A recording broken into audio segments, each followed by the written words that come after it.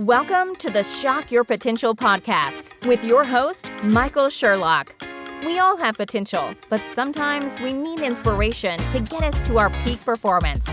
Whether you are starting out in your career, ready to move up the corporate ladder, or taking the leap into entrepreneurship, Michael's guests provide powerful tools and resources to shock your potential. Shock Your Potential is a global professional development training company committed to your unique journey. Learn more about us today at shockyourpotential.com. Listen in to today's expert. Thank you for joining us on another episode of Shock Your Potential. I am your host, Michael Sherlock, and all month long, we're talking to not just entrepreneurs, but elite entrepreneurs who have a variety of businesses. And my guest today is going to surprise you in a lot of ways. So let me tell you a little bit about him. Well, first of all, upholding the traditions set forth by some country artists that you may have heard about once in a while, like Haggard, George Strait, Alan Jackson, and so many others. My guest today, Richard Lynch, has been flying the flag for this brand of country music, meaning something really traditional, for the past a few decades. I'm not going to tell you how many. He not only sings country music, he lives it without a doubt. As the owner of Keepin It Country Farm with his wife, Donna, who's a lovely lady, Richard knows the meaning of a day's hard work. He's also, as the co-founder of the Love Tattoo Foundation, which I can't wait to talk about, they assist with veterans programs. And from that, Lynch understands not only the sacrifices of our servicemen and women, but also the importance of giving back to your community. In fact, his farm plays host to fundraising benefits for that organization, featuring some of the biggest names in traditional country music. Now, Richard also cherishes his love and respect for God, family, and his fellow hardworking Americans. The words of his songs, and I'll tell you because I've listened, speak to his values that his fans and lovers of country music everywhere hold dear. And we're going to talk about a couple of his favorite songs that I now are my favorite songs. So, Richard, thank you so much for joining me today. Well, Michael, thanks for having me. I can't wait to do the interview with you. I'm so excited too. It's so fun to meet you, especially listening to your music. And right before we got online too, I was playing Cut and Paste again and just listening. Of course, now also you referenced Facebook in there, and now apparently Facebook has changed its name. But your songs are just, they really are about people's lives. I think like everything in every song of yours I've listened to it tells a story that I can relate to. And I didn't grow up country. I became a country fan. My parents didn't know what to make of me with that. But so I hit the highlights. I can't wait to learn more. Tell me a little bit more about your story and tell what got you into music. Well, I guess, you might say I was born into country music. And by that, my dad was an incredible singer, entertainer. I used to watch him get up and go to work every morning, and he would turn that old radio on above the kitchen counter there as he drank his coffee and made his way toward work. And that country music would be blaring every morning there in the old farmhouse. And I just realized that was something that was a part of our life, our family. As I got a little older, I realized how significant my dad was in our tri-state area. We come from around the Ohio, Kentucky, Indiana portion of southwestern Ohio there. And, my dad was pretty fluent with the area and playing music and had a successful business. And at the ripe old age of 8 years old, I got to watch my dad perform for the first time. Now, here I am, I'm out in the audience sitting with my mother watching my dad perform with this guy that we watch on television every Saturday night. And I'm thinking, oh my goodness, my dad must be pretty special. So he was performing, and I had no clue, but within about 20 minutes or so of his show, he pointed down to my mother and said, Linda, that's my mom's name, send Richard up on the stage here with me. Now here this 8-year-old kid runs up on the stage, and I do an old Buck Owens song. I got a tiger by the tail. And as you might imagine, the crowd was overwhelmed, and I was bit right then and there by the country music bug. I love that so much. I can just see you. I love that song too. That is so funny. And when you when you really saw him up on that stage, not only did I can see how you could get bit by the bug, but what was your going through your mind as you started to look at your father in a completely different way? Was that really just incredibly cool to see him not just as dad, but now actually as somebody who impacts other people as well with his music? Well, at the time, I thought, man, I'm going to have to tell all my friends, in school, hey, my dad's somebody. And, it was so cool because, the fact that he played music wasn't what he did. It's just what he was. He never let on like he was anybody. If you ever met my dad, he always had that hand stuck out, shaking somebody's hand, hugging somebody's neck, always a part of his natural genre. He was always just that warm, genuine person. And I've always followed that same likeness. I want to make sure that everybody felt comfortable, because the music is one thing, but when you make that connection with people, it doesn't matter what you do. You can mow grass for a living, whatever, but you get that connection with people. It just so happened that music was what made my dad click, and myself as well. Well, I love too your reference to your dad turning on the radio, because that's another song of yours that I've fallen in love with, Daddy's Radio. It's, when I listened to it the first time, well, first of all, it made me tear up. But in a really good way. I've lost my father, and it's been a long time, but it just reminded me of, sitting with him and, things that were important, to him, and how some of those moments, where you're rushed back in time, how incredibly not just important they are, but how wonderful they can be for you. It's just beautiful. Does that, when you're writing, how does it all come together for you? Well, thank you for saying that. But it's a situation to where, you just write, for me anyhow, I just write from the heart.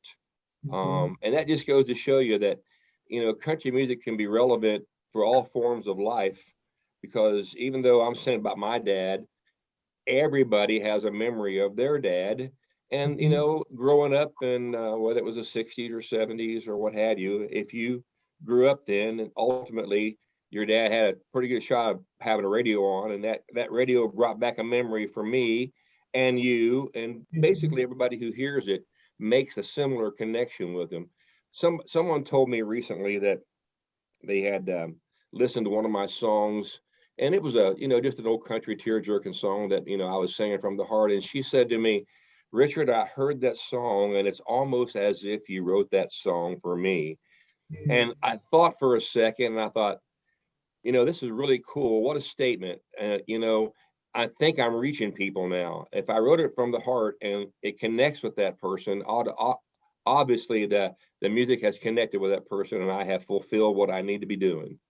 Yeah, that must be really powerful. And I think that is, you're absolutely right. It's one of the things I've always loved about country, is that sense of this story is just a truth. I'm just telling you my truth, and there it is. And hopefully my truth will mean something, but I probably just wrote it really to get my truth out more than to make sure I reached you. And I gotta be careful on some of my truths. I might get in trouble, so I gotta be just kidding. Donna's got to keep a leash on you. Exactly. She will. Well, and not that I want to fangirl on this too much, but the other song that really touches me is Mending Fences. Yeah. And I just really love the message there, because it has to do kind of with love, and you're talking about being loving somebody else, but I think it's so much about how we constantly have to mend fences with each other, not just that special person or your significant other, but people all around us, sometimes within ourselves, that if you just build a fence and keep it up, and you never take care of it, it's going to falter at some point in time. Part of it's going to fall down. You have to be looking for it and taking care of it. It really just touches me, to think about how powerful those words are that we all need to hear right now, frankly, is let's mend some fences. Let's find some areas to come together. Do you find that your songs have different meanings to people over time? I do.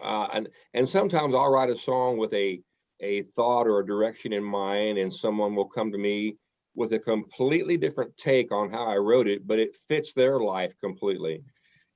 I think the older I get and the more I realize we're all in this old world together. We're never all going to totally agree, but there's a whole lot more room for agreeing than disagreeing. And sometimes music can actually act as a bridge between a complete different, upbringing, or a whole complete different mindset of people. And I'm realizing that more and more. Like I say, I write songs with a certain direction in mind, but that song will connect with somebody who I didn't even think about how that would affect that person. So music can be really universal. Yeah, that's a great reminder, because you get everybody in a room at a concert anywhere, and people are, bopping their heads and they're singing or they're dancing. You're not worried about what you think or believe differently than the person next to you, because you have some common ground. Absolutely. That's absolutely correct. So, Richard, tell me about the life of a country music star, about the travel and the road, or how much you're on, or you just, staying kind of close to home. Do you, it's kind of a crazy life. It's not going to work for everybody. How have you navigated that? Well, I love the music. And like I say, I was born into the music, but I also love my country upbringing. By that I mean the farm. I've got a farm that I work. It's a working farm. I wouldn't trade it for anything. So sometimes I struggle managing everything getting done. Thankfully, I've got a neighbor that can, and some friends that will take care of animals and livestock and chores if I have to get that done, because that has to get done every day, so that I can manage the music thing. In 2019, we did 130 some dates around the country. That's an amazing amount. But wow. 2020 rolled around, and we just did 12 dates. Yeah. But what I'm getting at is, I learned to accept life as it comes. I had no control, nor did anybody else, over the fact we had the COVID-19 who restricted our music so much.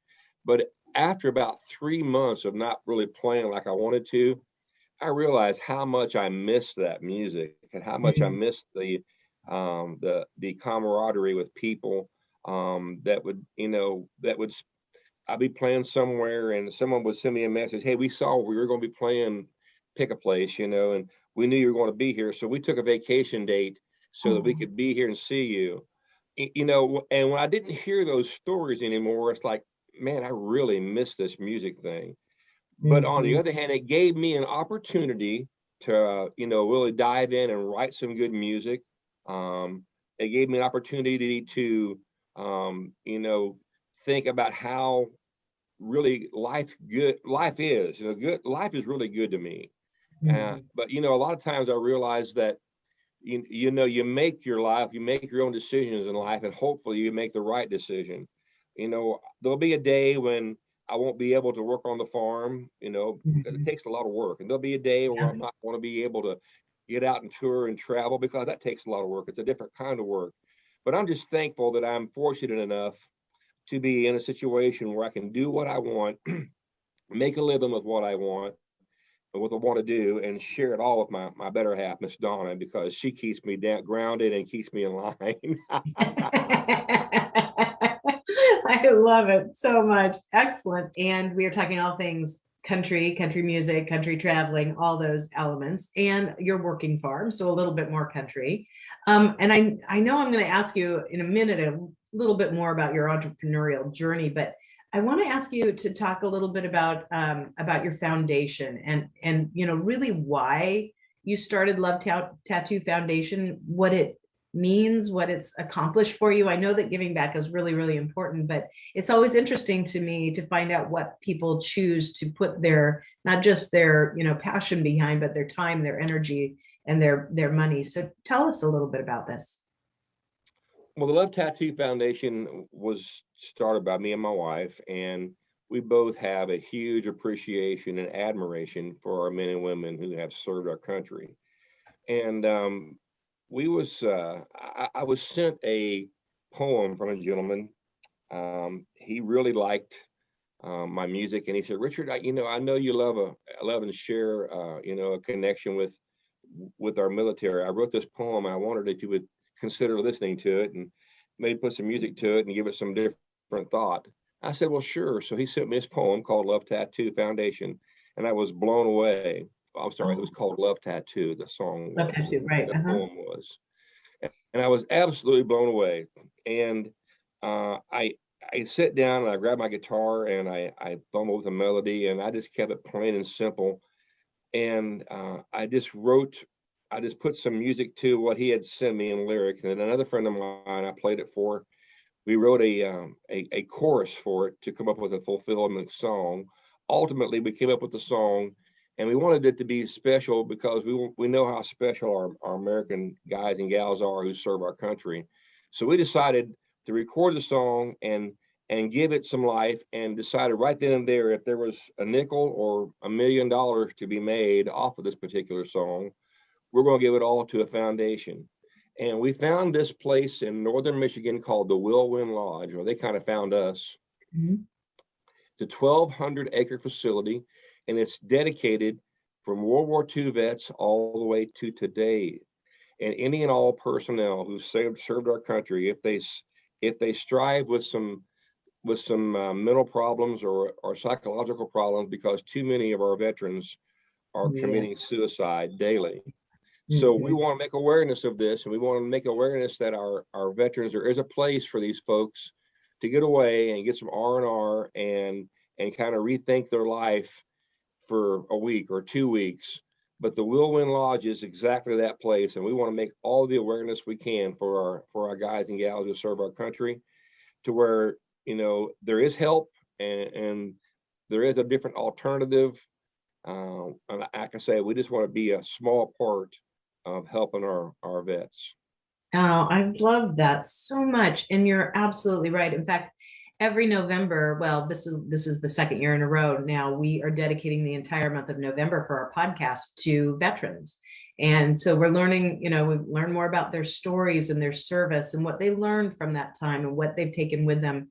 And it's just such an honor to hear people's stories and to be able to say, thank you for serving our country. And, but I love that you're doing that. I think it's fantastic. I guess I'm going to have to go find the Love Tattoo song, huh? Well, I'm really proud of the fact that I got to be friends with one of my heroes. Ronnie McDowell was a huge singer, country singer in the 80s and 90s, and he's still quite affluent into the business. He still performs. But I got to do a show with Ronnie, and I found out that Ronnie did 3 tours of duty in Vietnam. I never knew that. Wow, I never knew that. He never talks about it in interviews. Right, and I never knew that. And I said, Ronnie, after the show, I said, I knew you did all this. You're a supporter of our veterans. I said, would you consider listening to one of my songs? And if you'd like it, maybe think about getting in the studio and do it with me. Well, we played it for him. He immediately agreed to get in the studio with me, and we recorded it together as a duet. And that was my favorite version, of course. But to be able to call one of my heroes my friend right now, Mr. Ronnie McDowell, what an accomplishment in life. You know what I mean? Wow, that absolutely. And just wow, you never know. You never know somebody's story unless you ask, right? Exactly right. I love it. Well, so your whole journey, I don't know if you call yourself an entrepreneur, but you totally are. So through looking at your career and all the things that you've managed of, your singing and your booking and your, creating albums and, sales and foundation, all these pieces, what have you learned about yourself as an entrepreneur over this time? If you could go back to Richard, a couple decades earlier and give him any piece of advice to help him with, with his entrepreneurial journey, what would you tell him? Well, I would say surround yourself with people that believe in you, because you can waste an awful lot of time with people that don't necessarily want to see you succeed. And, especially young folks out there, if you surround yourself with people that believe in you and genuinely want you to have a successful career, it's amazing how fast you'll get there, because people really want to see you, succeed. Not everybody wants to see everybody succeed, unfortunately. So if you surround yourself with people that want you to, it's amazing how far you will connect, how far you will go. Opportunities will come your way faster. That's probably my only suggestion. Just make sure you surround yourself with people that want to see you do well. Yeah, I think that's really good advice. And be careful of the people who want you to do too well too quickly, that they might profit from more than you do. I think you're hitting right on the head right there. We all got to be careful. Yeah, I mean, in this day where people can become stars overnight, if they, something goes viral, and the next people showing up at their doors are not necessarily those people who genuinely want what's good for them. I know you're exactly right there. Yeah, I love it. So Richard, we are going to have all of your contact information on our show notes. But in case somebody wants to learn more about you and, about your music and everything you've got going on, what's the best way for them to find you? Go to richardlynchband.com, Lynch, richardlynchband.com. You will find anything and everything you want to know about me, our tour dates, or all of our merchandise, or interviews. You'll probably find out more about me than you want to know, but go there. I love it. I love it. Well, Richard, before we go, do you have any last words of wisdom or pearls of advice for my listeners and viewers? Well, just, in the words of my daddy, keep it country, son, keep it country. Oh, I love it. And I love keeping it country. Richard, it has been an absolute pleasure having you as a guest today. Thank you so much for being with us. Thank you. We'll do it again, I hope. Yahoo! Thank you for joining us on another episode of the Shock Your Potential podcast. Learn more about us today at shockyourpotential.com, including details on Michael's 2 best-selling books. Tell me more, how to ask the right questions and get the most out of your employees, and sales mixology, why the most potent sales and customer experiences follow a recipe for success. And as always, don't forget to subscribe, rate, and like us today.